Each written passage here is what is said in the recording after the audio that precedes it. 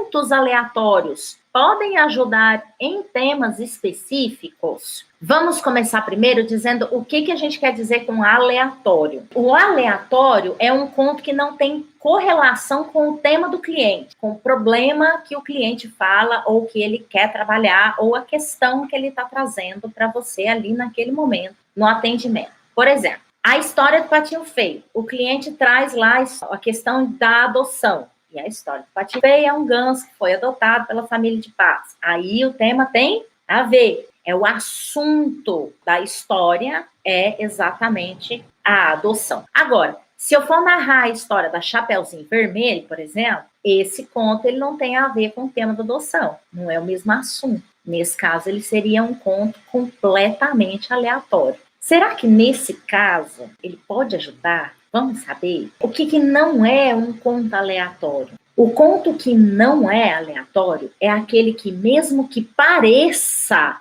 aleatório, ele não foi escolhido aleatoriamente. Pois para escolher um conto, existem alguns fatores, algumas observações que estão além do tema. Sinceramente, assim, o tema não tem a menor importância para se ter resultado de movimentação da alma e de quebra de bloqueios. É o que menos importa. O tema pode parecer aleatório, mas a escolha da história não é aleatória. Então, respondendo a pergunta, se eu usar um tema aleatório vai surtir bons efeitos, é muito melhor você utilizar um conto aleatório, um tema aleatório. Porém, a sua escolha não é aleatória, porque esse é o melhor caminho. Quando você narra um conto pelo tema, o cliente ele já começa a escutar aquela história e ele vai falar, ah, tá, tem conexão com o que eu estou falando. E muitas vezes esse processo não se dá conscientemente, mas internamente ele vai se dizer mais ou menos assim, ah, tá, ela tá me contando essa história por causa da minha questão, então deixa eu ver se eu entendo. E aí ele começa a se envolver num processo totalmente mental, de entendimento. Aí você acabou de ser pego pelo bloqueio mental. Aí é a mesma coisa, você sabe aquele pedágio que você chegou e não tem dinheiro para pagar? Então tá meia volta? É a mesma coisa. Então, quando narrar um conto com um tema aleatório, mas não uma escolha aleatória, é quando ele vai se envolver, porque ele não vai fazer a conexão com o assunto. Então, ele vai se envolver, porque aquilo não tem nada a ver com o tema dele, e aí ele será fisgado emocionalmente, provocando, assim, o movimento onde deve ser provocado, na alma dele, nas emoções dele. Não nas conexões mentais, do tipo, ah, ela tá me contando a história do Patinho Feio, porque eu tô trazendo o tema da adoção, então vamos prestar atenção nessa história. E aí eu começo a tirar daquela história conclusões que a gente denomina como conclusões racionais, e ela trata daquele lugar assim, que muitas vezes a gente passa assim, ó, não, eu sei, racionalmente eu sei que tem que ser assim, mas emocionalmente não é assim que funciona. Então é esse lugar que a gente deve fugir. E para fugir desse lugar, porque ele é um bloqueio e a gente precisa ir direto na emoção, então para fugir desse lugar, eu escolho um tema, entre aspas, aleatório, mas a escolha não é aleatória. Eu vou dar um exemplo para vocês do que aconteceu comigo. Tem uma história que eu estava num grupo de estudos e eu escutei a história do burrinho, que o burrinho andava nas pedras e bem do lado tinha do sol e tudo mais, e bem do lado tinha o caminho da grama. Quando eu escutei essa história pela primeira vez, ela me tocou, ela me afetou, ela mexeu comigo, mas eu não a entendi. Eu não fiz conexão racional com ela. Eu não trouxe para o consciente o que realmente estava me provocando. Então, eu escutei aquela história e depois que eu escutei, eu ficava assim comigo. Eu fiquei muito tempo assim.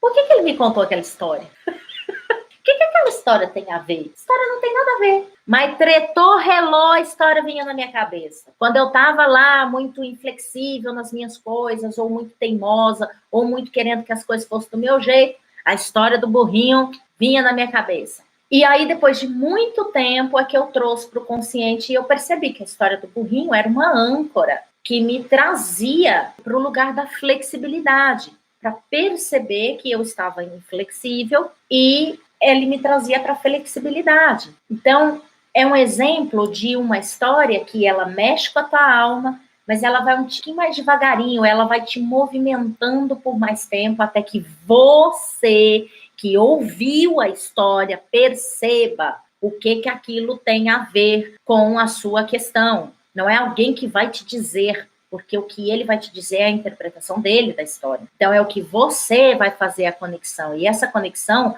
não é por meio de pensamentos racionais, de buscas, de análises. Ela é por uma percepção mesmo. Ela vem à tona. Por quê? Porque ela vem lá do inconsciente. E aí ela está conectada com a emoção. Nós somos um depósito de arquivos das nossas experiências e esses arquivos estão totalmente conectados com diversas emoções e sentimentos e sensações. Então, de repente, como o conto gruda ali na emoção, no sentimento, na sensação, de repente, se você estiver preparado, ele traz à tona na hora. Se não, ele vai demorar ali para trazer o arquivo para o consciente, mas ele traz o arquivo para o consciente, não é alguém que te fala. E tem exemplos de histórias que é na hora que você faz a conexão, como também aconteceu comigo, quando eu ouvi a história da flor. A flor que o homem passou, cortou, levou para casa para enfeitar a sua mesa, e quando eu escutei essa história, o start foi imediato para a ressignificação da experiência de um abuso que eu sofri na infância. E na hora que eu escutei essa história, a história me tirou a caixinha ali do arquivo, desengavetou esse arquivo ali na hora, e eu ressignifiquei a história ali no momento imediato. Mas qual que é a beleza disso? Tanto um quanto o outro, tanto aquele que vai num processo um pouco mais demorado ou aquele que é imediato, isso só se dá porque as histórias, quando bem narradas, quando bem conduzidas, quebra os bloqueios mentais. E a gente pode dizer racional e emocional. Então, ele baixa os bloqueios e trabalha exatamente nas suas emoções. Então, o movimento da alma não significa consciência na hora imediata, mas há um movimento que ocorre ali, que você às vezes não sabe explicar, mas ela está movimentando, ela está te ajudando a ressignificar,